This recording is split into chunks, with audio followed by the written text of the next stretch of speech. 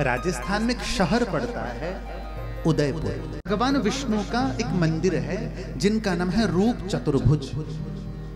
भगवान का नाम रूप चतुर्भुज। भक्तमाल में कथा आई है। भगवान के पुजारी हैं जिनका नाम है देवादास पंडा, बूढ़े हैं। और ये वाले जो ठाकुर जी हैं ना रूप चतुर्भुज, ये राजाओं के ठाकुर, राज परिवार का मंदिर है। राजा रोज दोपहर को भगवान के दर्शन करता है और भगवान ने गले में जो माला पहनी है फूल की, राजा को वही प्रसाद में चाहिए। ठीक, ये आप समझ लो। और देवादास पंडा जी बूढ़े हैं। दोपहर का समय हुआ, समय बीत गया, राजा नहीं आए। अब देवादास पंडा को चिंता होने लगी, मंदिर बंद करके भगवान को शयन कराऊं दोपहर के समय तो राजा क्रोध करेगा, और मंदिर खुला रखा तो भगवान की सेवा नष्ट होगी। क्या करूं, असमंजस में है। तो अंत में क्या सोचा देवादास पंडा जी ने, राजा रूठता है तो रूठे, महाराजा नहीं रूठना चाहिए। तो देवादास पंडा जी ने भगवान के गले से फूलों की माला उतारी, अपने सिर पे लपेट ली ताकि इसका अपमान ना। पटबंद कर दी। थोड़ी देर में ढोल नगाड़ों के साथ जय जयकार गूंजने लगी। राजा धीराज की जय, महाराज की जय। राजा आया और देवादास पंडा जी ने दूर से देखा कि राजा आए तो झटपट उन्होंने अपनी माला सिर के ऊपर से उतारी और एक थाली में रख दी। गड़बड़ क्या हुई, देवादास पंडा जी ने जब अपनी माला निकाली, थाली में रखी, उनका एक सफेद बाल टूटकर माला में चला। ठीक, राजा राजा ने देखा कि भगवान के पटबंद है। पुजारी जी की ओर देखा तो पुजारी जी ने कहा, महाराज आपको आने में विलंब हो रहा था, भगवान की सेवा में बाधा ना हो तो मैंने मंदिर बंद कर दिया। ठीक है, हमारा प्रसाद कहाँ है? ये रहा। माला उठाई, राजा के गले पे डाली, और गड़बड़ वही, क्योंकि आप जानते हैं हड़बड़ाहट में गड़बड़ होती ही होती है। राजा की दृष्टि गई ही उस सफेद बाल के। किसका बाल है ये? अब दूजी हड़बड़ाहट में पुजारी जी गड़बड़ कर बैठे, ये बाल भगवान का है। क्या? हाँ, अच्छा, भगवान के बाल सफेद हो गए। हाँ, भगवान, अब पहला झूठ मुक्त निकल गया भैया, तो झूठ को तो समेटना पड़ेगा। भगवान के बाल सफेद हो चुके हैं। हाँ, कोई बात नहीं, मैं कल आऊंगा, देखूंगा, और भगवान के बाल सफेद ना मिले तो तुम्हारी खैर नहीं। राजा तो गए।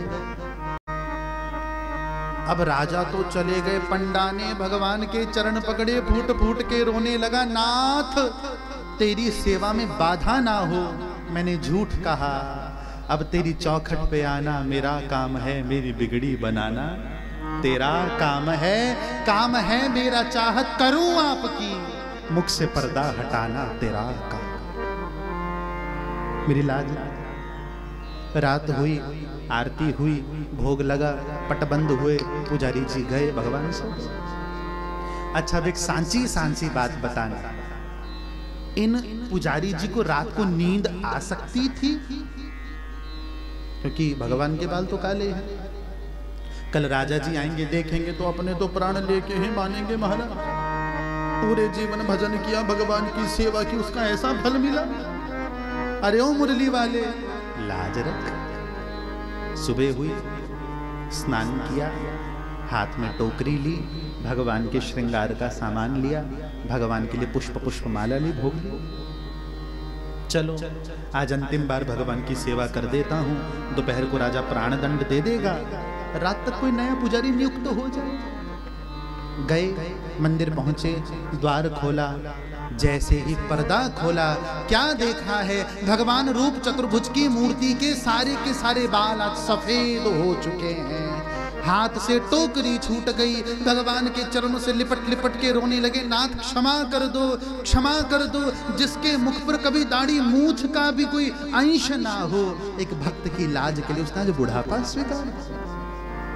अब कोई चिंता नहीं मुझे।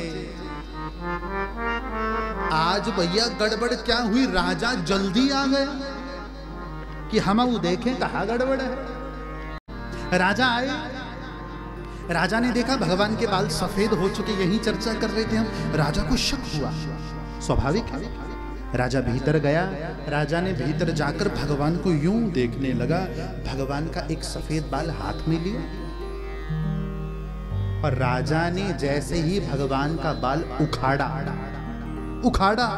कि हो ना हो इन्होंने कुछ चतुराई की है भैया। जैसे ही भगवान का बाल उखाड़ा है राजा ने, भगवान की मूर्ति से रक्त निकला। उस खून के छींटे राजा पर गिरे।